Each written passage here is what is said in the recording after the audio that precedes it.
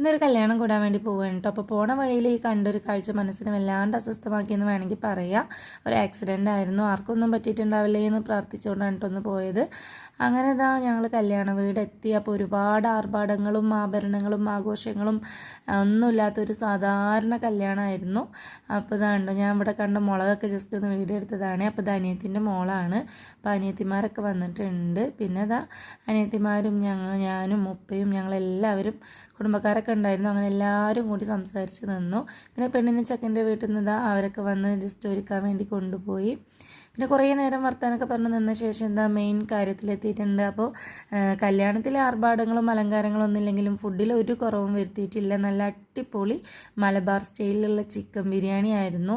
നല്ല ടേസ്റ്റ് ഉണ്ടായിരുന്നു കഴിക്കാൻ. അപ്പോൾ കുറേ നാളായിട്ട് പാലക്കാടൻ ബിരിയാണി തന്നെ തിന്ന് എനിക്ക് മലബാർ ബിരിയാണി കിട്ടിയപ്പോൾ നല്ല അടിപൊളിയായിട്ടുണ്ടായിരുന്നു കേട്ടോ. വീഡിയോ ഇഷ്ടമായി ലൈക്ക് ചെയ്യുക, സപ്പോർട്ട് ചെയ്യുക. Okay bye, Tata.